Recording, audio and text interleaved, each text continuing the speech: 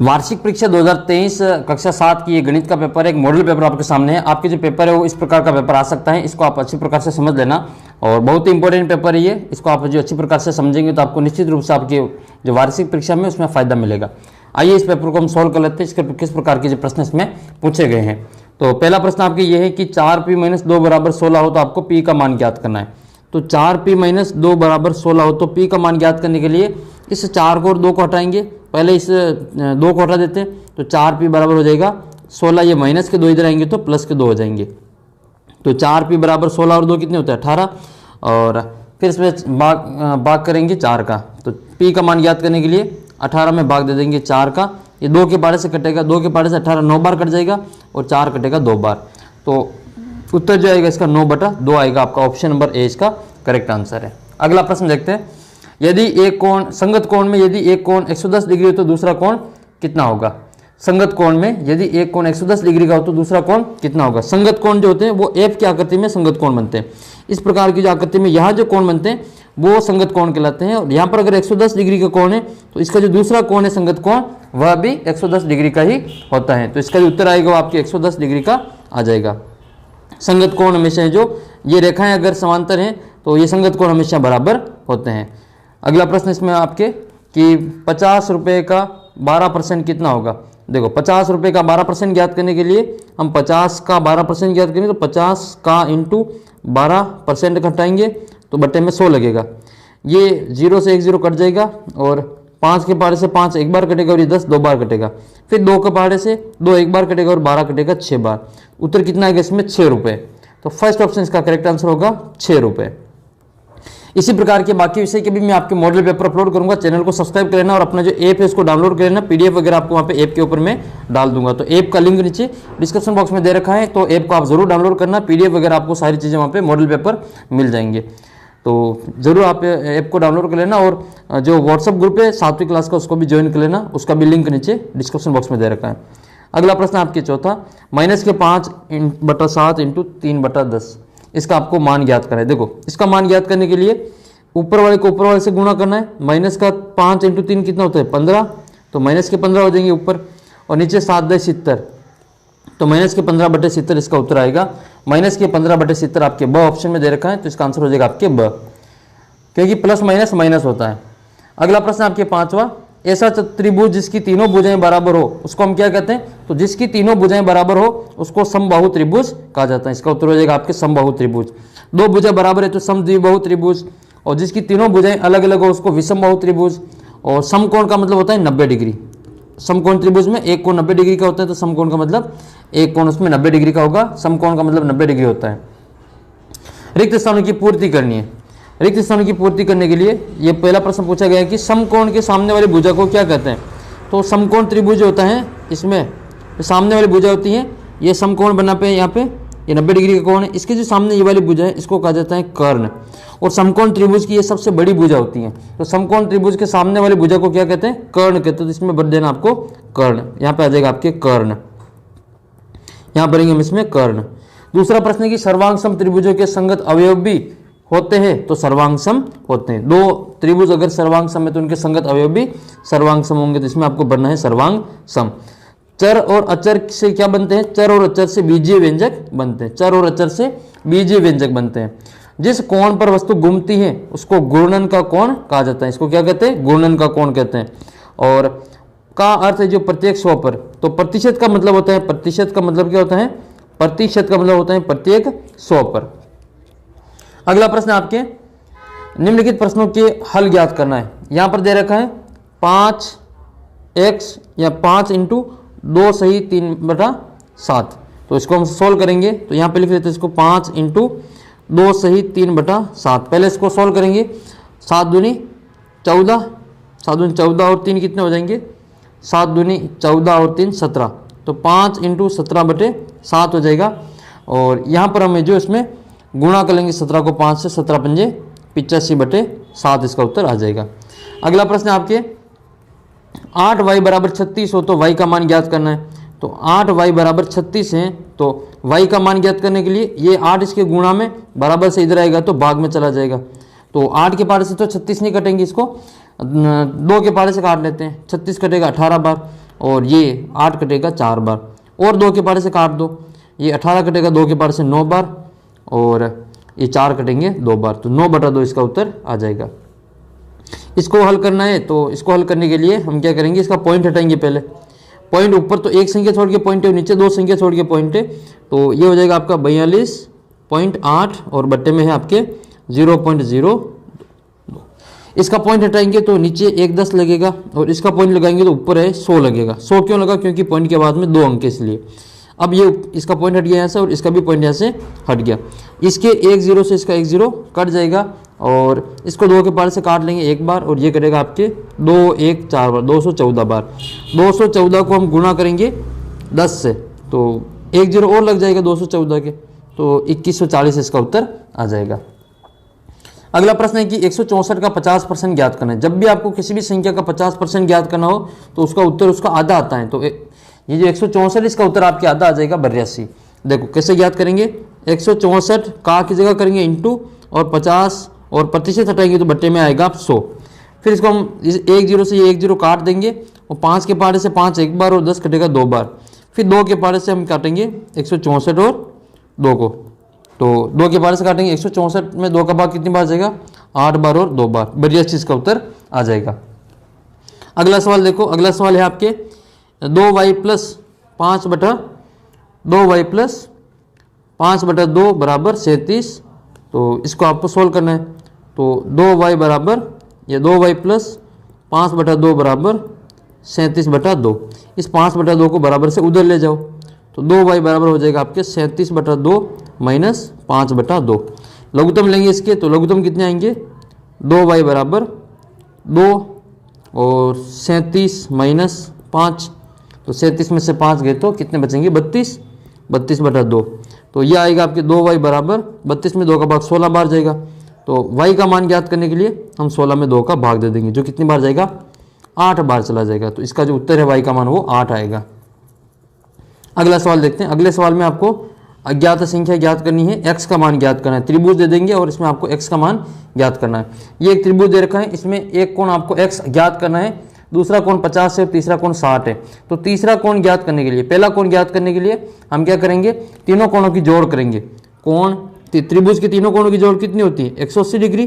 तो त्रिभुज के तीनों कोणों की जोड़ कर रहे हैं हम। त्रिभुज के तीनों कोण कौन कौन से, ए बी और सी, इनकी जोड़ जो होती है वो 180 डिग्री के बराबर आती है। ए का मान हमको ज्ञात करना है x डिग्री, प्लस बी का मान 50 है और सी का मान कितना है, 60 है, बराबर में 180 है। अब देखो 50 और 60 जुड़ जाएंगे तो x प्लस ये 110 डिग्री हो जाएगा। 50 और 60 जोड़ेंगे तो 110 डिग्री और बराबर में है 180 डिग्री। आपको x का मान ज्ञात करना है, x डिग्री का, तो इसमें हम क्या करेंगे, इस 180 में से इस 110 को घटा लेंगे। तो x का मान कितना आ जाएगा आपके, 180 में से 110 को घटाएंगे तो 70 डिग्री इसका उत्तर आ जाएगा। तो इसका उत्तर कितना आएगा आपके, 70 डिग्री। इसी प्रकार इसके जो तीनों कोण है वो बराबर है। जब भी किसी त्रिभुज के तीनों कोण बराबर होते हैं तो उसको हम समबाहु त्रिभुज कहते हैं। तीनों कोण बराबर है तो उसकी तीनों भुजाएं भी बराबर होती हैं और प्रत्येक कोण का मान 60 डिग्री आता है, यानी कि इसका जो उत्तर आएगा वो 60 डिग्री आएगा। देखो कैसे आएगा, अब इसको हम सोल्व कर लेते हैं। यहाँ पे मान लिखेंगे तीनों के हम यहाँ पे मान लिख लेते हैं। कोण ABC का मान कितना, ये A है, ये B है और ये C है। A का मान x, B का भी मान x है और C का भी मान x है। कितने x हो गए, 3x हो गए, बराबर में 180। x का मान ज्ञात करें तो 3 का भाग दे दो इसमें, 180/3। 180 में 3 का भाग 6 बार और 0 बार, यानी कि x का मान कितना है आपके 60 डिग्री। तो 60 डिग्री आता है प्रत्येक कोण का मान। इसका मतलब वो समबाहु त्रिभुज है, उसकी तीनों भुजाएं भी बराबर होती है, उसके तीनों कोण भी बराबर होते हैं। तो इस प्रकार से आपको ज्ञात कर लेना है। तो इसका जो उत्तर आएगा वो आपके 60 डिग्री आ जाएगा। अगला प्रश्न देखते हैं। अगला प्रश्न आपको इसमें चर्चा कीजिए क्यों। ये कह रहे हैं कि ये जो त्रिभुज ABC है वो समरूप सर्वांग सम है त्रिभुज DEF के। तो त्रिभुज DEF के वो सर्वांग सम है, वो कैसे आपको बताना है। तो एक तो आपको इसमें ये चीज़ दे रखी है कि ये जो कोण है, कोण A बराबर कौन सा कोण है, कोण A बराबर है आपका कोण F, ठीक है। और एक कोण बराबर B बराबर है आपका कोण B बराबर क्या है, कोण E हो जाएगा, ये कोण E। और एक भुजा दे रखी है आपको बराबर, भुजा BC बराबर क्या दे रखा है, BC बराबर दे रखा है आपको ED, ठीक है, ED। ये बराबर है तो इसका जो समरूप है, तो इसलिए ये समरूप होगा इसमें, ठीक है। तो ये इसके बराबर है, तो ये ए इस एफ के ऊपर आएगा, ए इस एफ के ऊपर आएगा, और ये ई जो है इस बी के ऊपर आएगा, तो बचा हुआ डी मार्क किस पे आ जाएगा, सी पे आ जाएगा। इस प्रकार से ये समरूप सर्वांग सम हो जाएंगे। अगला प्रश्न है आपके चौथा प्रश्न। चौथा प्रश्न ये है कि एक प्रयोगशाला में 6 विद्यार्थी के लिए 3 कंप्यूटर होने चाहिए। कितने होना चाहिए? 6 विद्यार्थियों के लिए 3 कंप्यूटर होना चाहिए। तो आपको पता करना है कि 24 विद्यार्थियों के लिए कितने कंप्यूटर की आवश्यकता होगी। क्योंकि यहाँ पे 6 विद्यार्थियों के लिए कितने होने चाहिए? 3 होने चाहिए। तो पहले हम एक विद्यार्थी का ज्ञात कर लेंगे, तो एक विद्यार्थी का मतलब 3/6 हो जाएगा। आपको कितना ज्ञात करना है? 24 का। इसलिए 24 के विद्यार्थियों के लिए कितने कंप्यूटर चाहिए? 3/6 इंटू 24। इस 6 के बार से एक बार कटेगा और ये कटेगा आपके 4 बार। 4 को 3 से गुणा करेंगे तो 4 तिया 12। वैसे भी 6 का आधा 3 होता है, तो 12 का आधा कर देना, उत्तर 24 का आधा कर देना, 12 इसका आंसर आएगा। लेकिन आपको इस प्रकार से ये निकालना है। सारे इस पेपर आपको इसी प्रकार से मॉडल पेपर अपलोड कर दूंगा मैं। चैनल को सब्सक्राइब कर लेना और ऐप को डाउनलोड कर लेना है। पांचवा प्रश्न है, एक नगर में 30% महिलाएं, 40% पुरुष है और शेष बच्चे हैं, तो बच्चों का प्रतिशत कितना है? तो हमेशा याद करना है जो बच्चे वगैरह ये तीनों हैं ये 100% है। तीनों कितने हैं? 100% है। तो 2 की अगर जोड़ करके 30 उसको 100 में से घटा लेंगे तो बच्चे जो होंगे वो शेष हो जाएंगे। तो महिलाएं कितनी है? महिलाएं अपने पास में 30%, प्लस पुरुष कितने हैं? प्लस पुरुष है 40%, प्लस बच्चे बराबर। इनकी जोड़ कितनी आएगी आपके? 100% आएगी, 100%। इनकी जोड़ कितनी है? 70 है, तो 70 प्लस बच्चों का प्रतिशत, ठीक है, बराबर 100 आ जाएगा। तो बच्चों का प्रतिशत ज्ञात करने के लिए इस 100 में से हम इस 70 को माइनस कर देंगे। 100 में से 70 गए तो कितने बचेंगे? 30% बचेंगे। तो बच्चों का प्रतिशत कितना रहा इसमें? 30%। इस प्रकार से 500 का उत्तर आपके आएगा 30% आंसर। अगला प्रश्न देखते हैं। अगला प्रश्न आपके ये है कि निम्नलिखित प्रश्नों के हल ज्ञात कीजिए। यहाँ पर आपको जो लघुत्तम लेके जोड़ करनी है। देखो 19 माइनस के 9/10 है और 22 बटा यहाँ पे 15 है, तो जोड़ कर लेते हैं इनकी। तो लघुत्तम लेंगे इनके, तो लघुत्तम इसमें आएगा आपके ऐसी संख्या लेनी जो 10 के पारे में भी आए 15 के पारे में भी आए। तो लघुत्तम कितना आ जाएगा इसका? 30 आ जाएगा। और 30 लघुत्तम लेना नहीं आए तो फिर इन दोनों को आपस में गुणा कर देना। पहले आपको लघुत्तम लेना आना चाहिए। ऐसी संख्या लेनी जो 10 के पारे में भी आए और 15 में भी आए, तो वो संख्या है 30। 10 का भाग कितनी बार जाएगा? 30 में 3 बार। फिर 3 को गुणा करेंगे माइनस के 9 से, तो 3 इंटू माइनस के 9 प्लस 15 का भाग 30 में कितनी बार जाएगा? 2 बार, और 2 को गुणा करना है 22 से, तो 2 इंटू 22। इसको आगे सोल्व करेंगे। 9 × 27, तो माइनस के 27 प्लस 22 दूनी 44 और बट्टे में आएगा आपका लघुत्तम का 30। अब 27 को 44 में से घटा लो क्योंकि ये 44 बड़े हैं, तो 14 में से 7 जाएगा तो 7 बचेगा, और 3 में से 2 जाएगा तो 1 बचेगा, और बट्टे में आएगा आपका 30। तो 17/30 इसका उत्तर आ जाएगा। अगला प्रश्न देखो, इसमें आपको सोल्व करना है। तो ये है आपके 9 दूनी 18, ये माइनस माइनस प्लस हो जाएगा, ठीक है, माइनस माइनस प्लस हो जाएगा ये। तो 18/9 माइनस 6, तो 18/9 माइनस 6 बट्टे में आएगा 1। लघुत्तम लेंगे इसका, तो लघुत्तम आ जाएगा इसका 9। 9 और 1 का लघुत्तम 9 आएगा। 9 का भाग 9 में 1 बार जाएगा। 1 को 18 से गुणा करेंगे तो 18, माइनस 1 का भाग 9 में 9 बार। 9 को 6 से गुणा करेंगे तो 54, तो उत्तर आएगा इसका -36/9। काट देंगे इसको 3 के पार से, 12/3 यानी कि 4 इसका उत्तर आ जाएगा। माइनस के 4 इसका आंसर होगा। अगला प्रश्न आपका, ये आपको याद करना है, गुणा करना है। इसको गुणा करने के लिए आपको ऊपर को ऊपर से, अंश को अंश से गुणा करते हैं, हर को हर से गुणा करते हैं। 3 × 2/11 × 5, 3 दूनी 6 और 11 पंजे 55, तो ये उत्तर आ जाएगा 6/55।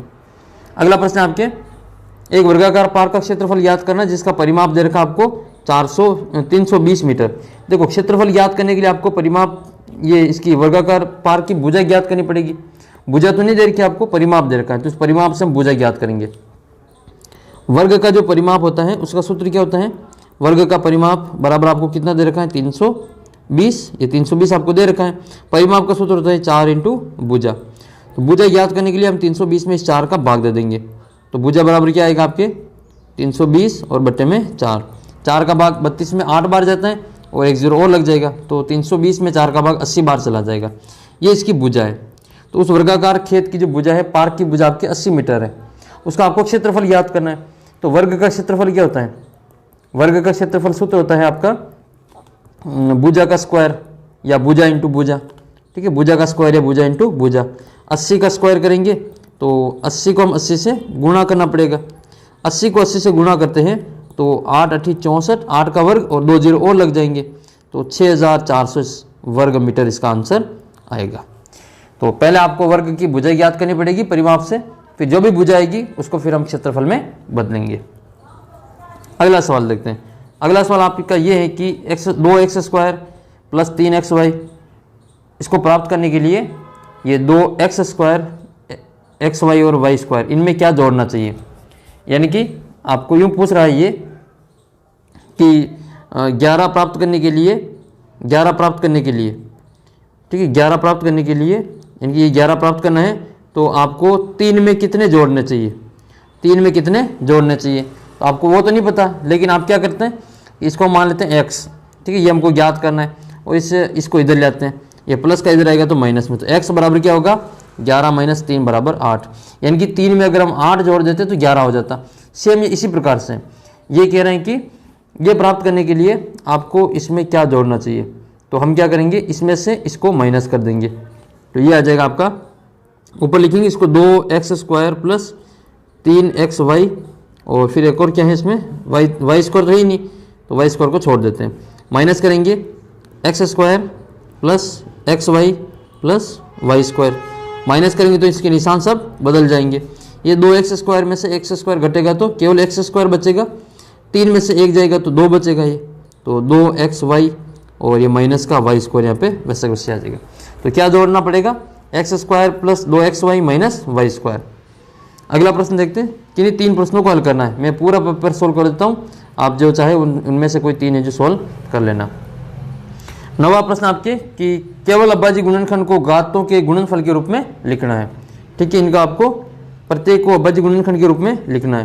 तो 108 के भी गुणनखंड करने, तो 108 में सबसे पहले भाग देंगे हम, 108 में 2 का भाग देंगे, 2 का भाग जाएगा इसमें 54 बार, फिर 2 का भाग देंगे तो 27 बार जाएगा, फिर 2 का नहीं जाएगा तो 3 का देंगे, 3 का कितनी बार 9 बार जाएगा, फिर 9 में 3 का देंगे 3 बार जाएगा और फिर 3 में 3 का 1 बार जाएगा।